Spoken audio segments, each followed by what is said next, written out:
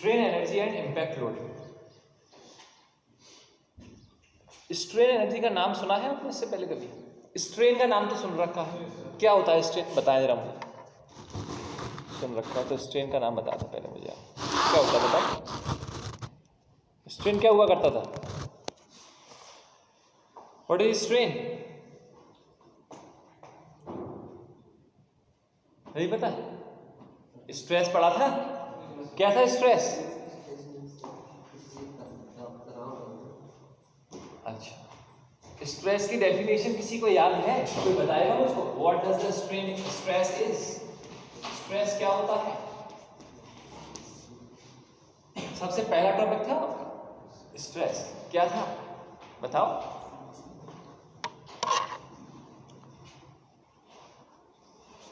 नहीं पता किसी को?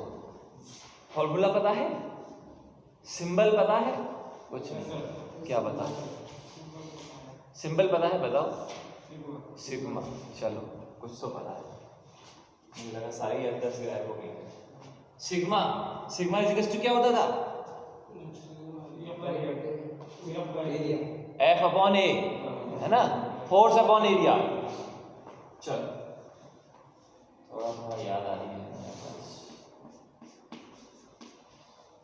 स्ट्रेस इज इक्वल टू था फोर्स अपॉन एरिया। एक्चुअली में फोर्स नहीं था, मैंने बताया था this is the internal resistance per unit area. जब किसी भी वस्तु पे हम बाहरी बल लगाते हैं, एक्सटर्नल लोड अप्लाई करते हैं, तो वह उतनी ही मात्रा में अंदर से इंटरनल रेजिस्टेंस इंड्यूस करती है, आंतरिक प्रतिरोध उत्पन्न करती है। तो वो आंतरिक प्रतिरोध अपॉन कितने एरिया पे वो आंतरिक प्रतिरोध लग रहा है, इन दोनों का जो अनुपात, इन दोनों का जो रेशियो होता है, वो स्ट्रेस होता है। ठीक, इसके अलावा हमने यही बात की थी, अगर मान लीजिए स्ट्रेस एक लिमिट से ज़्यादा लगा दिया जाए और उस बॉडी के अंदर आ जाए क्या? विकृति, डिफॉर्मेशन।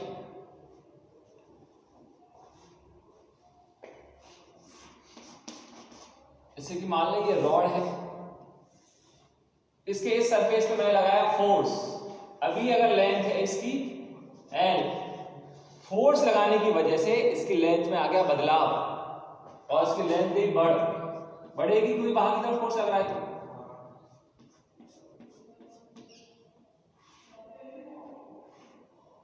तो ये जो चेंज है, चेंज इन लेंथ जिसे बोलेंगे, इसकी लंबाई में जो चेंज हो रहा है उसको हम कह रहे थे क्या?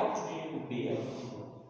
और स्ट्रेन क्या होता है? स्ट्रेन होता है स्मॉल ई से सिंबलाइज करते हैं इसको, और change in length upon original length, ये होता है strain. Change in length upon original length. अच्छा, अब लेकिन हमारे जो यूनिट है उसका नाम है स्ट्रेन एनर्जी। इंपैक्ट लोडिंग का तो बात देखेंगे, पहले स्ट्रेन एनर्जी। अब स्ट्रेन से कौन सी एनर्जी आ गई?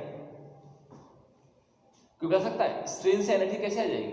मैंने किसी भी चीज को खींचा तो क्या हुआ, एक समय तक तो वो अपनी जगह ही रहेगी, वो हिलेगी नहीं अपनी जगह से। मान लो फिर भी अगर उसमें अपने अंदर डिफॉर्मेशन आ गया, विकृति आ गई उसके शेप में, तो उसमें एनर्जी कैसे आई? दिमाग लगाओ तो बताओ कैसे आई होगी। ऐसी कोई चीज है जिसमें देखा हो जो सीधे रखी हुई थी, उस पर आपने एक बल लगाया, खींचा, तो उसके अंदर एनर्जी आ जाए? कोई चीज है उस पर खींचा तो एनर्जी आ जाए, किसमें आती है ऐसी एनर्जी? है कैसे आती है एनर्जी? वो एनर्जी को महसूस कैसे करोगे? सर वो खींचने लग जाएगा, खींचने लगे, उसकी तरफ खींचने नहीं, वो एनर्जी नहीं है, वो तो फोर्स है। आपने खींचा उसको, उसमें आ गई एनर्जी। अब बड़ा सिंपल, जैसे मैं बार बार देखो इस तरह से कर रहा हूं, इस तरह से किस चीज में करते हैं और किस में करते हैं? देखा है? एरो में करते हैं, तीर चलाते हैं, ऐसे ही करते हैं। चीज अपनी जगह स्थिर होती है, उस पर जैसे ही आप लोड लगाते हैं तो क्या होता है? स्ट्रिंग बिल्कुल सीधी होती है, पहले वो खिंच जाती है, उसमें क्या आ गया? उसमें विकृति आ गई, उसमें स्ट्रेन आ गया। स्ट्रेन तो आ गया, लेकिन स्ट्रेन के साथ उसने कुछ एनर्जी भी उसके अंदर स्टोर कर ली। अब जैसे ही आप उसको रिलीज करोगे तो वो एनर्जी भी रिलीज होगी। ऐसे रबर के साथ होता है, रबर को आप खींचते हो, खींचने के उसको छोड़ते हो और फिर मारते रहे, दूसरे को मारते हैं अपन कभी कभी, तो वो क्या है? वो एनर्जी तो है, पहले तो नहीं थी उसमें वो एनर्जी, पहले तो वो रखी हुई थी सिंपल, लेकिन आपने जैसे ही उसको स्ट्रेन दिया तो उसके अंदर एनर्जी आ गई। और इसका सबसे ज़्यादा यूज कहाँ होता है? इस स्ट्रेन एनर्जी का बचपन में हमने बहुत किया है, खिलौनों में स्प्रिंग के आते थे खिलौने, उसे क्या किया, उसके ऐसे मरोड़ने से क्या कर रहे हो आप, उसके अंदर स्ट्रेन एनर्जी आ रही है, जो उसकी जो स्प्रिंग है उसके अंदर डिफॉर्मेशन, उसके अंदर विकृति आ रही है, उस विकृति की वजह से उसके अंदर एनर्जी स्टोर होती चली जा रही है। फिर जैसे ही आपने उसको छोड़ा और वो एनर्जी रिलीज हो जाती है। तो यही है हमारी क्या, स्ट्रेन एनर्जी। पहले तो ये याद रख लो भाई, स्ट्रेस क्या होता है, स्ट्रेस की वजह से स्ट्रेन होता है, और स्ट्रेन जब होगा किसी भी चीज के अंदर तो उसमें एनर्जी जरूर होगी। अब वो डिपेंड करता है, वो कभी कभी तो एनर्जी आपको बिल्कुल नेक्ड आई से आप देख पा रहे होगे, खुली हुई आंखों से देख पा रहे होगे, और कभी कभी नहीं भी देख पा रहे होगे, और अधिकतर तो ऐसा होगा आप नहीं देख पाओगे। जनरली कुछ ही की ऐसे एग्जाम्पल्स हैं जहां आप देख पा रहे हो, जैसे मैंने जो दी है आपको एग्जाम्पल। तो इसमें कुछ पॉइंट्स आते हैं। सबसे पहले तो स्ट्रेन एनर्जी ही हेडिंग डालो, ये तो चैप्टर का नाम हो गया पूरा, ये भी लिख लो क्योंकि तुमको याद नहीं है, वो तुमने बता दिया, तो इसे भी लिख लो।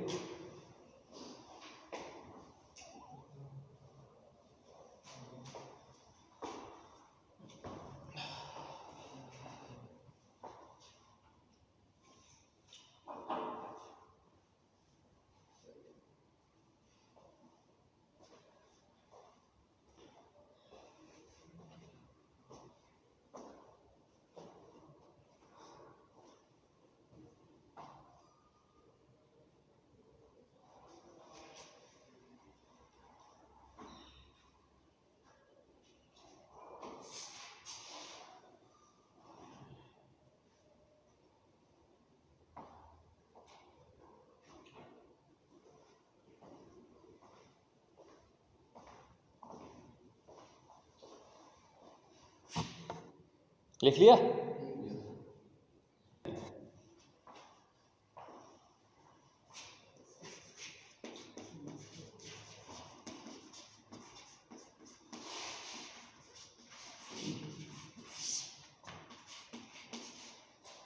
स्ट्रेन एनर्जी क्या डेफिनेशन होगी?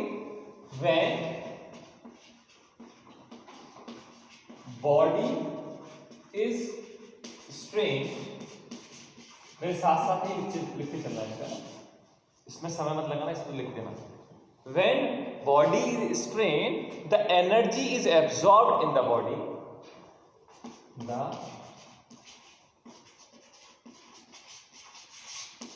Energy is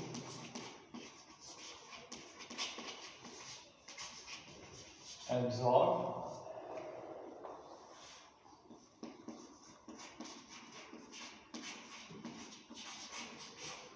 in the body। जब हम किसी भी बॉडी को खींचते हैं तो उसके अंदर क्या होता है, एक एनर्जी जो होती है वो एब्जॉर्ब कर लेती है वो बॉडी, ठीक है। और इसी एनर्जी को जब वो कर क्यों रही है वो, due to the straining effect.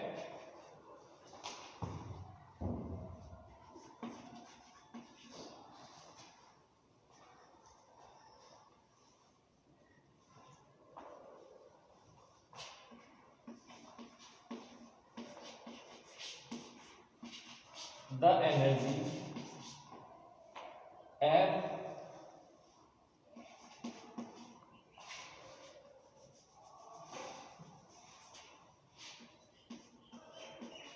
absorbed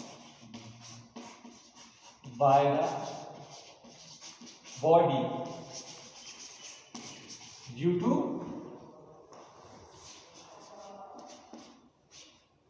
straining effect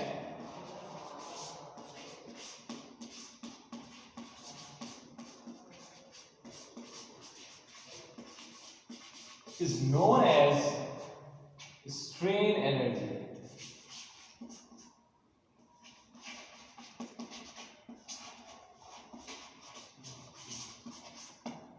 इसी को हम स्ट्रेन एनर्जी कहते हैं।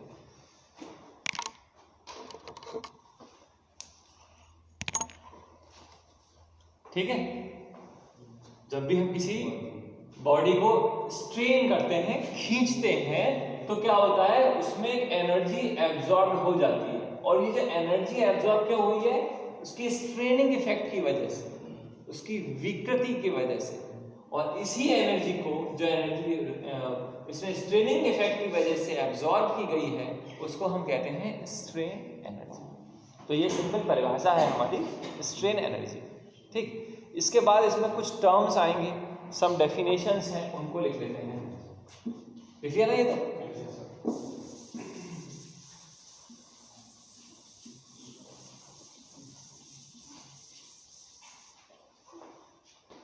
सबसे पहला जो आएगा उसको हम बोलते हैं resilience.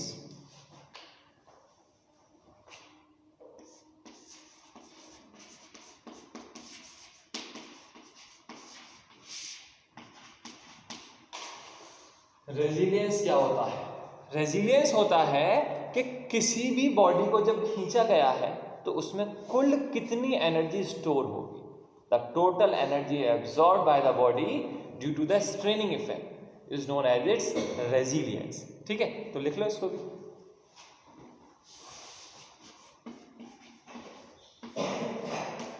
The total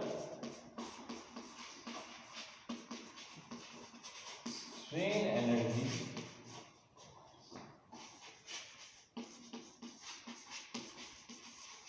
absorbed by the body, the total strain energy absorbed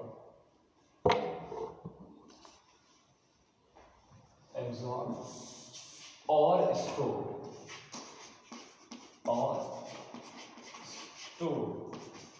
by the body is known as resilience.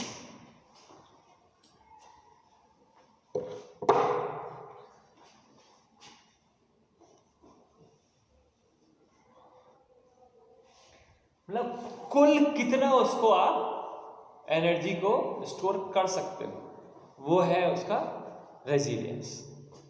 कुल, टोटल।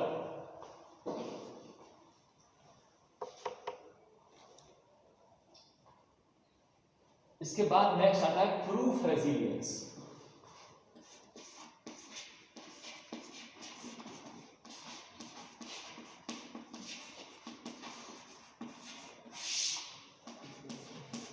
प्रूफ रेजिलियंस होता है कि मैक्सिमम एनर्जी कितनी स्टोर की जाएगी, एक लिमिट, मतलब इसमें तो लिमिट है एक तरह से, तो यहां से लेके यहां तक इसमें एनर्जी स्टोर कर सकते हैं, लेकिन इसमें आएगा maximum limit.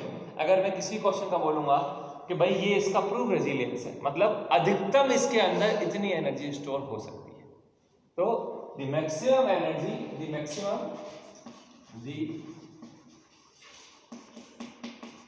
maximum strain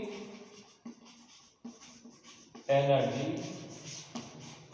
stored in a body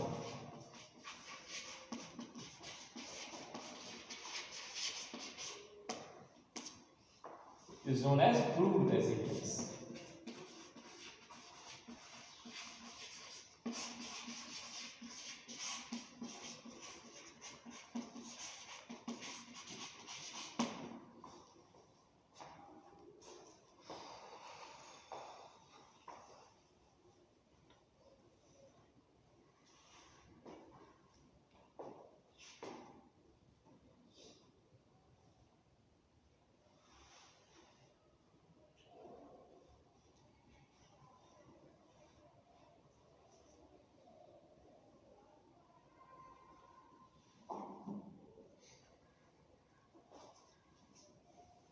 ठीक है, प्रूफ रेजिलियंस हो गया। इसके बाद एक पॉइंट और आता है, उसको बोलते हैं मॉड्यूलस ऑफ रेजिलियंस।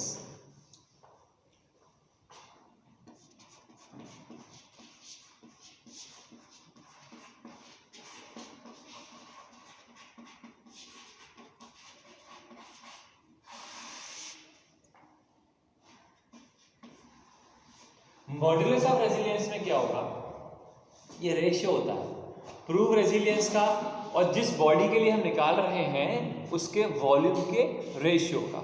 तो लिख लेते हैं, it is the ratio, it is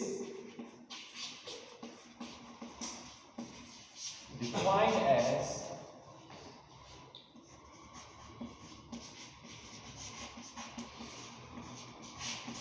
the ratio of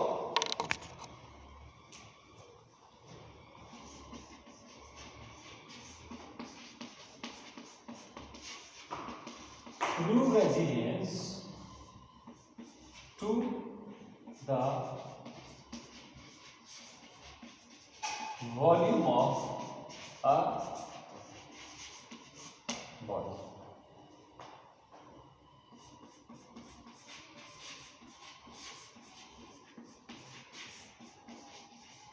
formula हो जाएगा।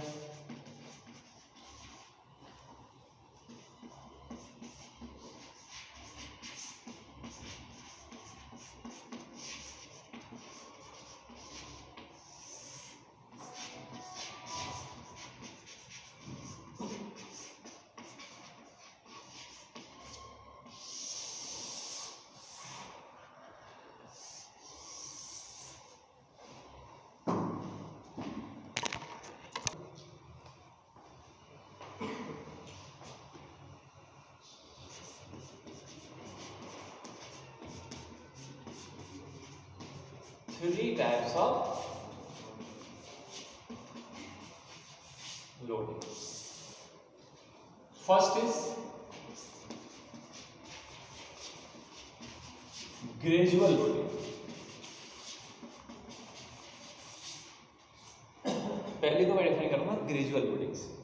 ग्रेजुअल लोडिंग कैसे होती है? जीरो से स्टार्ट होगी। हम किस लोड मतलब फोर्स, लोड का मतलब क्या है? फोर्स से है ना, बाहर से। जीरो से स्टार्ट होगी और धीरे धीरे धीरे धीरे बढ़ती बढ़ती किसी एक पर्टिकुलर लिमिट तक जाएगी।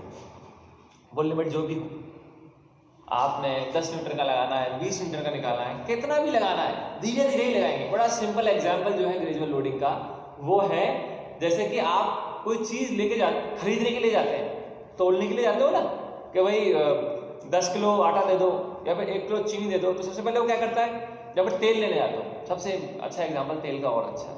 आप कहे भाई साहब हमको तेल दे दो, तो कहेंगे ठीक है, कुछ बोतल वोतल लेकर आए हो? हाँ लेकर आए। आप उसको बोतल दोगे, सबसे पहले उस बोतल को वो रखेगा और उसको क्या करेगा, जीरो करेगा। ऐसे ही करता है, उसको वो जीरो कर देगा, मतलब अब वेट कितना है इसमें, जीरो है। उसके बाद उसमें वो तेल डालना स्टार्ट करेगा, जीरो से बढ़ता बढ़ता बढ़ता बढ़ता जितना आपने लिया उतना ही उस पर लोड बढ़ जाएगा, और जितना लोड बढ़ जाएगा उतनी रीडिंग दिखा देगा। तो ये था है ग्रेजुअल लोडिंग, जो कि जीरो से स्टार्ट हुई थी और किसी एक पर्टिकुलर लिमिट तक गई। एक होती है सडन लोडिंग। सडन लोडिंग क्या होती है? जो एकदम से हो जाए, जैसे कि आपने कोई चीज वजन उठा रखा है ना, और एकदम से वो छूट के किसी चीज के ऊपर गिर जाए, जैसे क्रेन है, वो जो क्या नाम है, जर्क हो जाएगा वो। सडन लोडिंग, जैसे मैंने कहा जितना लोड आपने लगाया था ना उतना ही लोड आप एकदम से लगा दो किसी चीज पे, तो वो है sudden loading.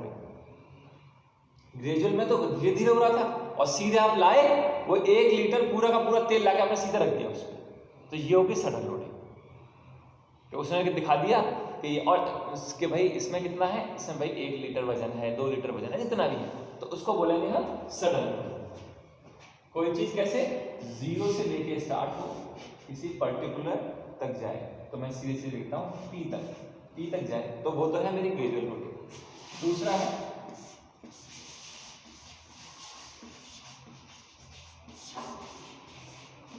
Sudden loading. Sudden loading कैसे होती है? सीधा मैंने फोर्स लगा दिया कि मैंने भाई पी फोर्स लगाया इसमें, ठीक। तीसरी जो होती है उसे हम कहते हैं इंपैक्ट लोडिंग, जो कि हमारे चैप्टर का हिस्सा है।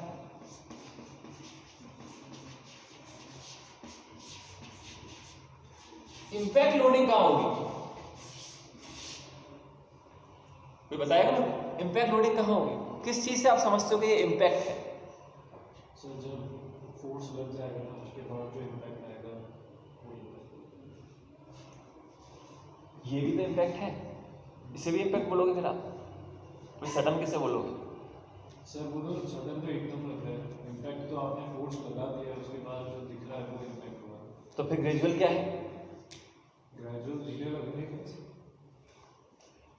ग्रेजुअल लोडिंग में जीरो से स्टार्ट करते हैं, पर्टिकुलर लिमिट तक जाते हैं, वो होती है ग्रेजुअल लोडिंग। सडन लोडिंग, उतना ही लोड उसी पॉइंट पर आपने एकदम से लगा दिया, तो वो है सडन लोडिंग। इम्पैक्ट लोडिंग क्या है? इम्पैक्ट लोडिंग है उतना ही लोड, यहां भी पी लगना था मैक्सिमम, यहां भी जीरो से पी गए, यहां भी पी आए, यहां भी पी लोड ही लगाएंगे, लेकिन यहां क्या हो जाएगा, हम उसको किसी पर्टिकुलर हाइट से लगा रहे हैं। ठीक, ऊपर लिया, ऊपर से आपने उतना ही लोड ऊपर से नीचे छोड़ दिया, तो उसे बोलेंगे इम्पैक्ट लोडिंग। अच्छा बताओ, सबसे ताकतवर कौन होना चाहिए? सबसे ज्यादा असर कौन करेगा? इम्पैक्ट करेगा। क्यों? क्योंकि उसमें कौन सा फैक्टर है? उसमें हाइट फैक्टर है। उसके साथ लोड तो जुड़ ही रहा है, साथ में एक चीज और जुड़ रही है, वो क्या है? पोटेंशियल एनर्जी, है ना? पोटेंशियल एनर्जी होती है पर्टिकुलर हाइट पे जो होती है, उसको कहते हैं पोटेंशियल एनर्जी। तो उसका खुद का लोड तो जुड़ा ही जुड़ा, साथ में उससे पोटेंशियल एनर्जी भी जुड़ गई बिकॉज ऑफ इट्स हाइट। तो उसे जहां पर हाइट आ जाए, when load is applied or thrown from a certain height, it is known as impact load.